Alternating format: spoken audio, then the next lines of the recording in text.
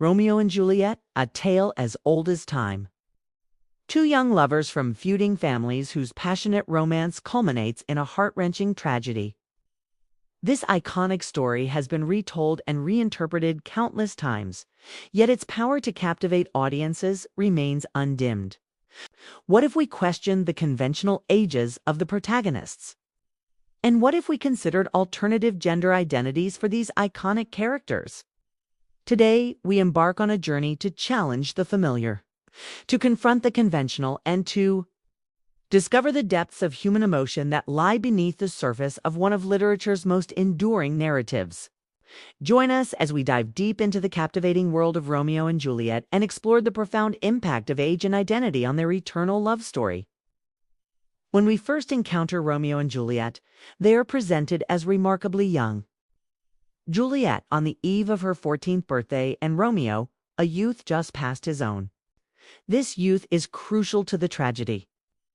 It imbues their passion with a desperate, almost reckless intensity. A hallmark of burgeoning adolescence where emotions are felt with an all-consuming purity. Their love is a tempest untempered by the compromises and pragmatism that often accompany maturity. It is the incandescent glow of first love, breathtakingly beautiful and tragically ephemeral, like a shooting star that burns brilliantly before vanishing. This immaturity also explains their impulsive decisions, their inability to navigate the intricate webs of adult society and family feuds, and ultimately their susceptibility to the fatal circumstances that engulf them.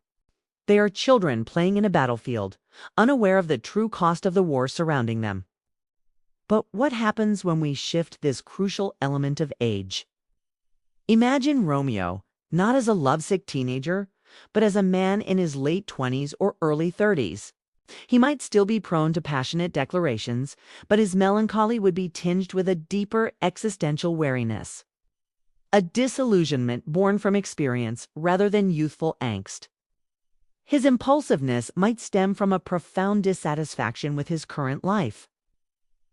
A desperate search for meaning that he believes this newfound love can provide. Such a Romeo would approach Juliet with a more experienced, perhaps even more possessive intensity. His declaration of love might not be solely the innocent adoration of a boy, but a more complex cocktail of genuine affection, a desire to recapture lost youth, or even an attempt to escape a life that no longer satisfies him. This adds layers of potential complexity to his character, moving him beyond the archetype of the lovesick youth, into the realm of a man grappling with adult ennui and finding an unexpected balm in a forbidden romance. Conversely, consider Juliet at this slightly older age.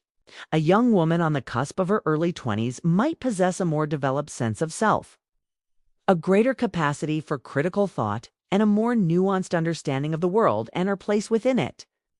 Her defiance of her parents might not be solely the petulant rebellion of a child denied her way, but a more deliberate assertion of her autonomy, a conscious rejection of the patriarchal structures that seek to control her destiny. Her love for Romeo, while still passionate, could be grounded in a deeper intellectual and emotional connection. She might engage with him in debates, share philosophical musings, and actively participate in shaping their shared future, rather than passively accepting the role of a devoted maiden. This version of Juliet would be less a pawn of fate and more an active agent in her own story, making her choices, both wise and unwise, carry an even greater weight. Let us explore the implications of these age shifts more deeply.